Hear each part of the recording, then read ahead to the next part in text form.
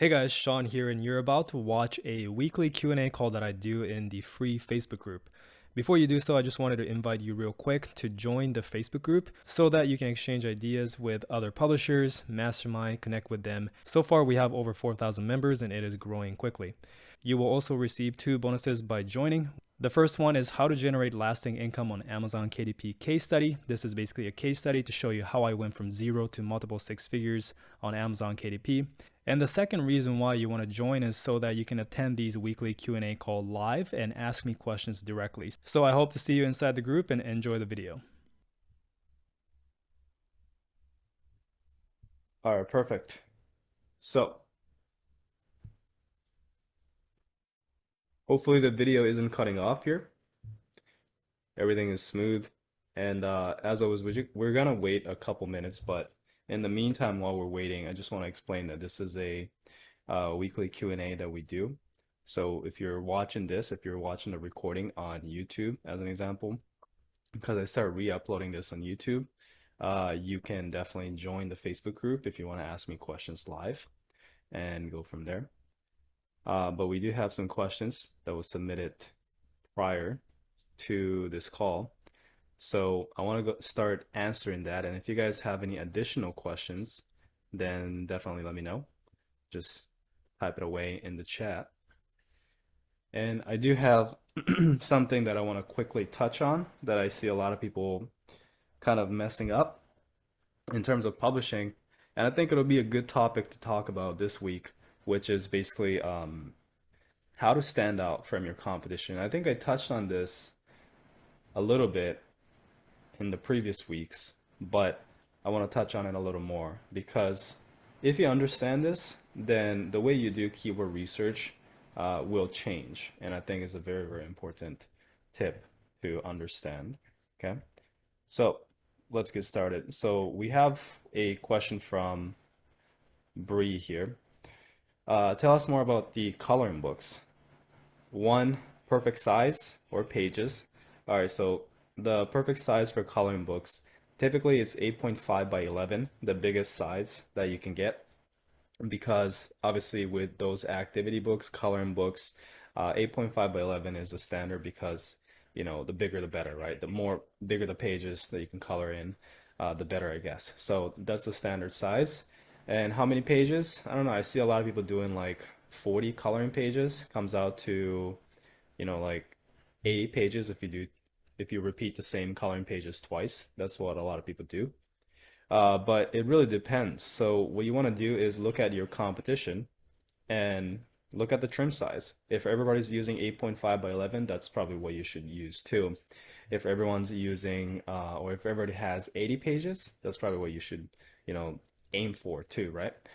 And what you should do is instead of doing the exact same thing, try and beat them. So if everybody has, let's say, 80 pages, which comes out to like 40 coloring pages, repeated twice at a time, then you can come up with something like, 50 coloring pages. So try and beat them in terms of value, which is something that we're going to talk about today.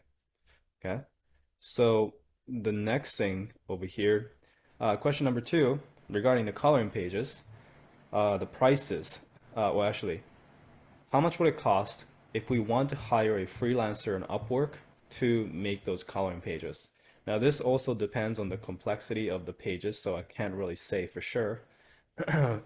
But to give you a guideline on how much it would cost, you can probably hire someone for like $2 to $3 per page. Maybe $2 too cheap. Let's say like minimum $3 per page for a coloring page, right? One illustration for one page for like $3 for a simple one.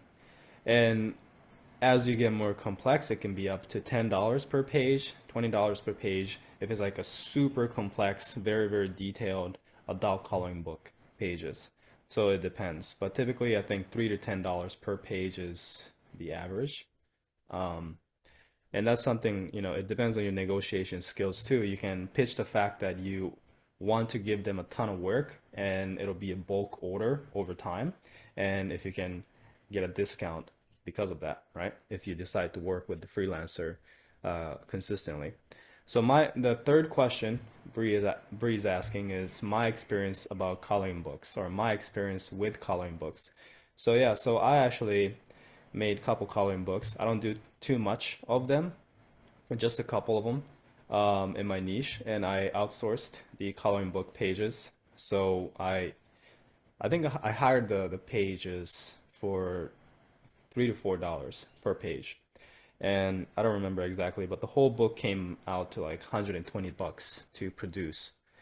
And it was a decent detail, so it's not like, for kids, but it's not like a full-on adult coloring books where it's super, super detailed. So $3 to $4 per page was enough. And it's selling okay, but nothing crazy. So I have like 4 or 5 coloring books right now, and it's selling decent, but I have to run ads. So compared to high content books, it's not really doing as well. I always do better with high content. I think it's just because I'm better with that. So that's my experience with coloring books. We got a question from Misha. Can you find a example book and provide a step-by-step guidance on how to fill out the 7 backend keyword in KDP? Yeah, so how to fill out a 7 backend keyword. The number one thing you want to understand with 7 backend keyword is it's not as important as people make it out to be. That's like the honest truth. It barely does anything with ranking. So the purpose of the 7 backend keyword is to rank your book in additional keywords, but it literally like does nothing to rank your book. You're never gonna, unless, or actually, it's possible, but most likely you will not rank on page one of whatever keyword you put in just because it's in the 7 backend keywords. That's not really how it works. The ranking strength is very, very weak, right? Um, Another purpose of the 7 backend keyword is to tell Amazon what your book is about. So when you start running Amazon ads, especially when you run auto ads, then Amazon can see the data you put in the 7 backend keywords and start running ads to those keywords. So it's really more so metadata and telling Amazon what the book is about. So the best way to do it, super chill, just find 7 relevant keywords to your topic. Obviously, don't put keywords that is already in the title and the subtitle because you already have that in there. So it's already part of the metadata. So you want to find other relevant keywords and put it in the 7 box, okay? Now there's a theory, or it's not a theory, but there's a debate between, should you just put one keyword per box, or should you stuff a bunch of keywords per box and you do that 7 times? Because there is a thing where you can actually put more than one keyword in one box in the 7 backend keyword section. And what Amazon does is it'll mix and match all the combination within the same box and rank you for it. So as an example, if you do ketogenic diet, cookbook, recipe, guide for beginners in one box, Amazon will go and mix it up. So it'll rank for ketogenic diet cookbook, ketogenic diet recipes, ketogenic diet for beginners, ketogenic diet guide, and it'll also match like guide for beginners, cookbook for beginners, etc. Right? A bunch of combinations. Um, so Kindlepreneur actually did a study on this. So he actually went in and split this everything and scientifically looked into this. Uh, and basically what he found out was if you put just one keyword in the box, you will rank stronger than if you put a bunch of keywords in one box. Okay, so basically, if you really, really want to rank for that one keyword, then you would just put one keyword in the box. But if you want to rank for, let's say, wider keywords and a bunch of keywords, then you'll max out that one box and put up as much keywords as you can. Okay, so that is what you want to do. So me personally, it really doesn't matter to be honest. Like after explaining all this, it really shouldn't matter. So you should really spend like 30 minutes an hour and then just do this and that's it. But personally, I would, I do like 3 to 4 keywords that I really like per box in the 7 keyword section. And for the rest, I just fill it out with, I just max it out, put a bunch of keywords in. So that's what I do. Okay. Hope that helps. And next question. Mary Ann is asking, do you recommend an LLC if you're writing about a real life event, but writing under a pen name? No, it doesn't matter. You know, you can use an LLC. I mean, if you're wondering if there's a chance of you getting sued because it's about a real life event, uh, it doesn't. So, yes, if you're scared of being sued or for whatever reason, then an LLC will protect you. Okay? But there is a way to set up an LLC properly because if you just set up a single member LLC on your own, there's no protection to it because it's a disregarded entity. It's like a pass-through entity, right?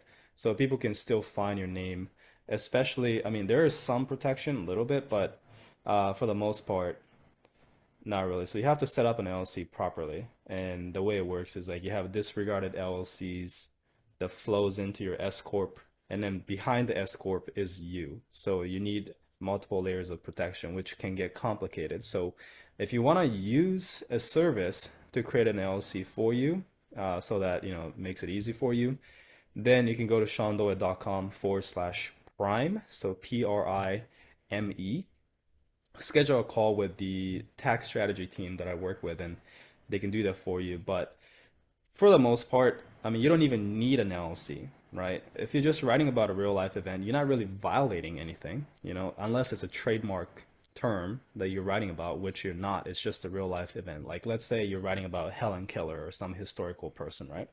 And you're just telling the story about that. That's not going against anything, you know? So you will not get sued. You'll be fine. And you don't need an LLC. Now, LLC is good for, you know, again, protection, anonymity, and also, you know, additional tax savings that you can do. So eventually you want to set up an LLC, but in the beginning, you know, if you're just getting started, then you don't need it. Um, yeah, you do not need it. But again, if you want to just set it up in the future, seandoe.com/prime is a good one. Okay. So hopefully that is helpful. We got a question from Nick here. Is education books a solid business model? Yes, it is. Education books is a solid business model. Um, How-to books is very good, but at the same time, any other books, right? Well, essentially, nonfiction books are all how-to books for the most part, unless you start talking about like biographies and stuff. So, how-to books, definitely a great business model. But at the same time, kids books, activity books, children's books, low content, fiction, they're all great business model too. So a better question is publishing a solid business model? Yes, it is. Regardless of what niche you go into, publishing still works. There's a ton of people succeeding in it. You do want to pick one niche. So if you want to go with education books, definitely go for it. And you just want to focus on building that instead of switching around different niches. Okay. So we got a question from Yanni. Can you please advise on how to provide proof of copyrights to ACX when using the Urban Writers? Thank you. So, um, regardless of where you order the book from, regardless of if it's from Urban Writers, Upwork, Fiverr, elsewhere, when ACX or KDP ask for the copyright, the process is the same. So it doesn't really matter where you order from. Okay. So when they ask for copyright in the email, they will ask for a copyright from copyright.gov.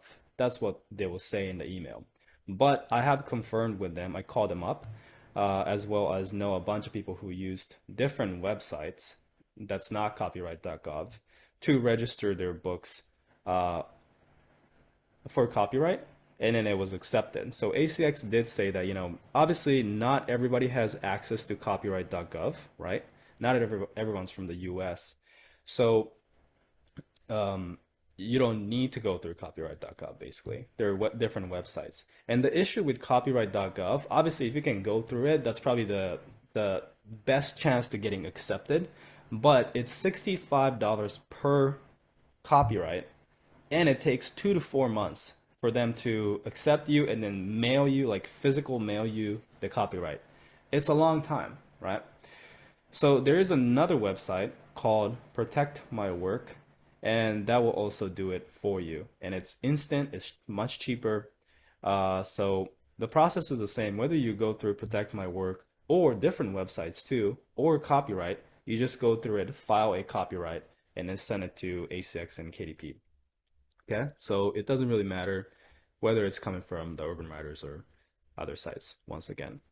Okay, so those are all the questions that was submitted prior to the call. Now I'm gonna start answering the questions that is being submitted right now. And if you guys have additional questions, just type it away. It's kind of cool to go through questions like this, so just keep it coming. But Chantel is asking, how much do you charge for a one-on-one mentoring session for you? So I don't do one-off mentoring sessions anymore, okay? Because I've found that nobody takes action on what I teach if I just do one-off sessions. So I do offer a 3 months package, but obviously it's not cheap. It's like thousands of dollars, okay? And it's basically 13 weeks of calls. So every single week we'll have a call for 13 weeks, okay, which is 3 months. And we have an itinerary from, start to finish. We're gonna set you up, like walk you through everything. So if you want to do it, you can reach out to me. I guess we haven't really came up with a good email for it.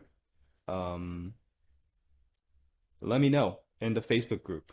The this current Facebook group, if you're interested, just let me know and I'll have someone reach out to you. But once again, it's not cheap.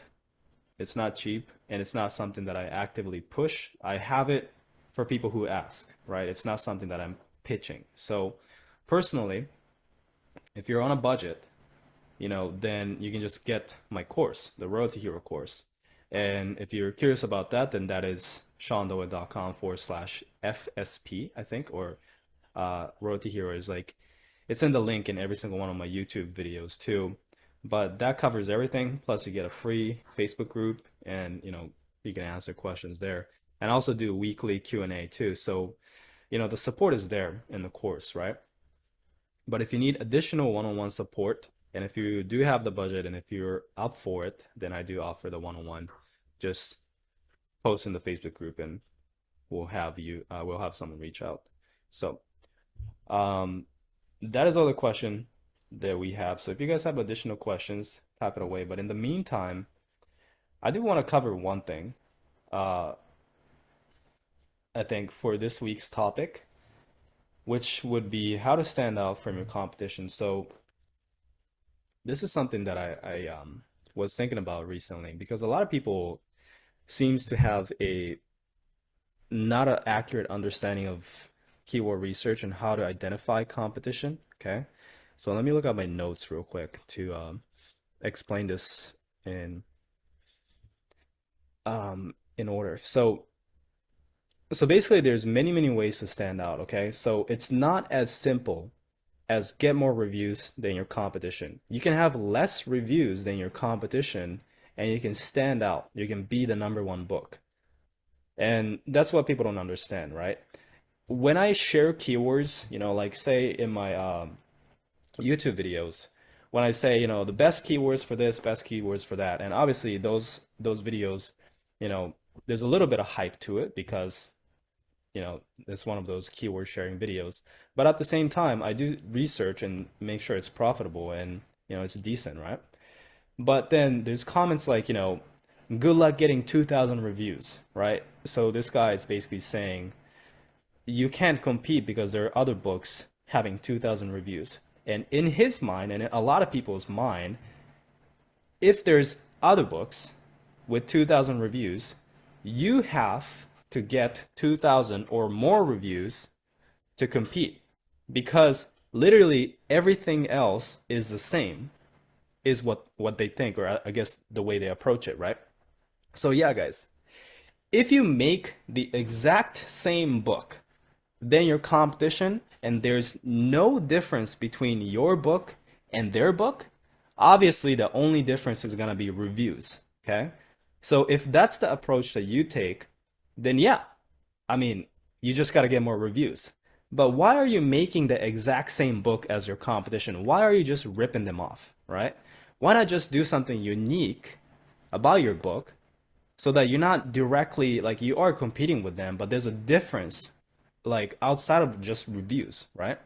So am I making sense here? So basically, you need a unique selling proposition, okay? And if there's something unique about your book that'll make it stand out, even if you have lower reviews, then you can still compete with books that has thousands of reviews because some people will be interested in whatever thing that you offer that is unique to your book, even if it has less reviews. You know what I mean? So if you're just competing with people and you're just literally making the exact same book, obviously you have to just get more reviews because that's the only difference. But that's not what you want to do. You want to make something unique, okay? So you can stand out. So how do you stand out? How do you be unique, right? So there's a couple ways of doing it, okay? So going back to my notes here. So a couple ways to stand out. I'm just reading my notes.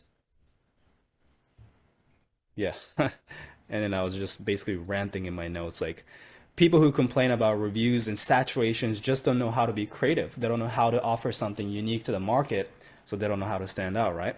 So instead of complaining, and I'm not talking to people who are watching this, obviously, I'm talking about those who are complaining about this. Instead of complaining, that, oh, the market is saturated, or there's like this keyword is too saturated because basically all other books have a bunch of reviews. Well, yeah, that's only if you do the exact same shit as them.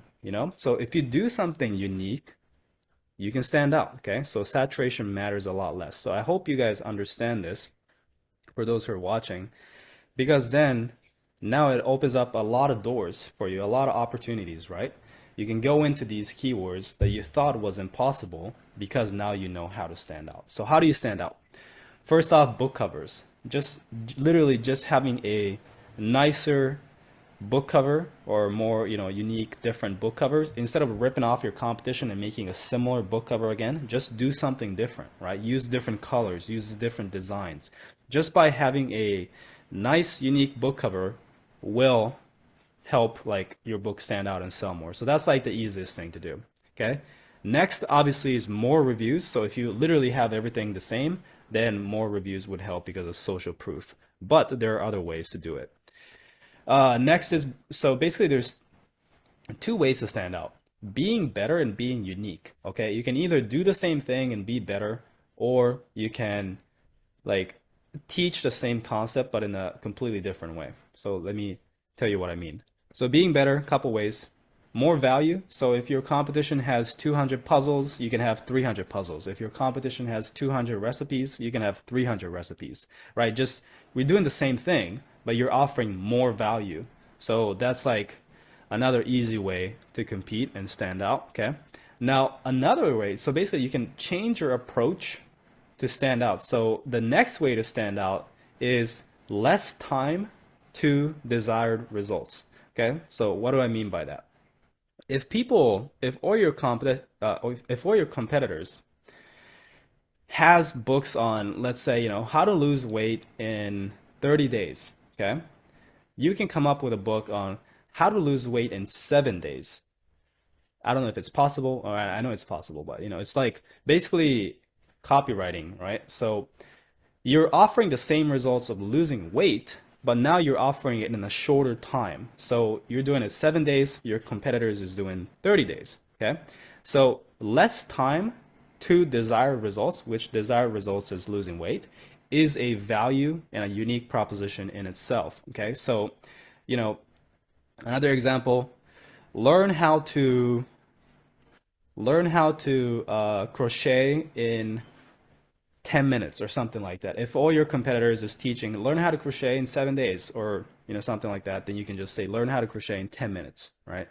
So once again, less time to desired results is how you can stand out, another way of standing out. So now the next one is, let's say all your competitors,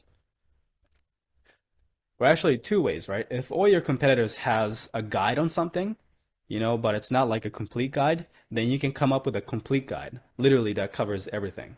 So you just have more information, more detail, and that is a way to stand out. But what if your competitors have books on complete guide to Python programming, complete guide to the ketogenic diet. And you cannot really add anything to the book because they already have a complete guide. They already cover everything. So you're like, how do I stand out and be more valuable than a complete guide? Because you can't do more than a complete guide, right? So you can actually step back. You can actually take the opposite approach and say a simple guide to ketogenic diet or something like, Python programming made simple. Okay. So now your angle is complete guide, too confusing, too long, too detailed. You don't need all that stuff. My guide is you just cutting out all the fluff and I'm just giving you everything you need in a simple to understand manner. Okay. So teaching something in a simplified way is also a unique selling proposition because you're basically helping people understand a topic with less time, less like less confusion, complexity, those kind of stuff.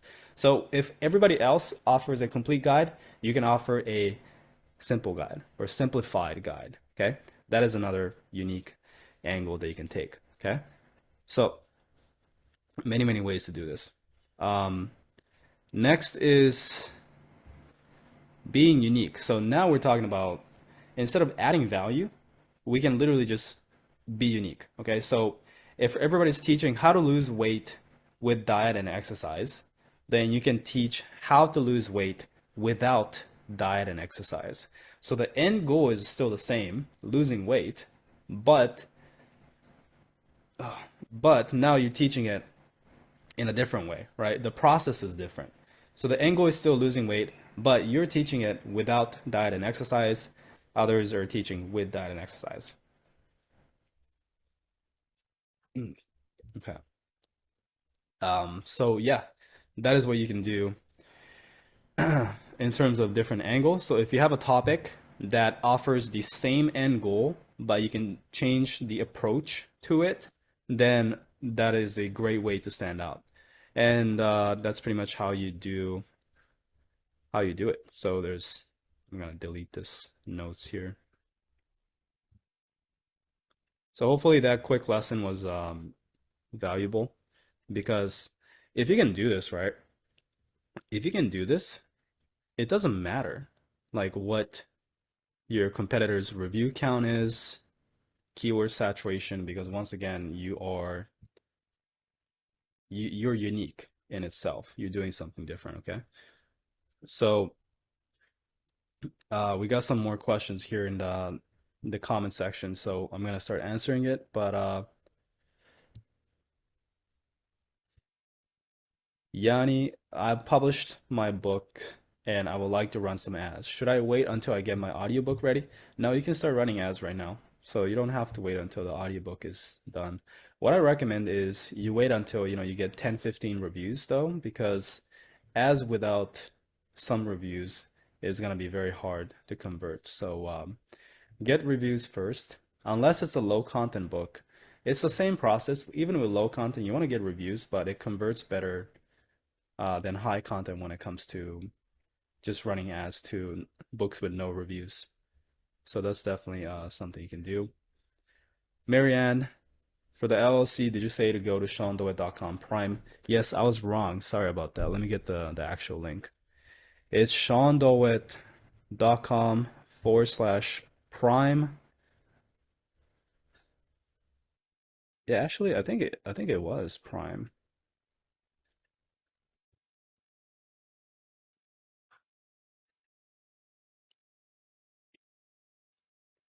Okay, it's not Prime. I think it's Prime Corporate Services.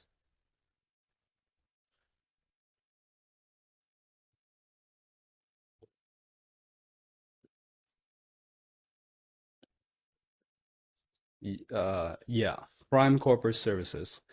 So for those who are watching on YouTube, it is seandoet.com/prime, PRIME, dash corporate, CORPORATE, dash services, SERVICES. And Marianne, I just added the link in the chat here. Hopefully it goes through. Yeah, it just went through. Okay, perfect. All right. So that's all the question that was submitted, and that's all the topic that I want to cover. So if you guys have any other additional questions, let me know in the chat. If not, then we can end the call here and we can do it again in the future. But I just wanted to really cover the one topic of standing out, being unique, then the competition matters less. So hopefully that was helpful. And yeah.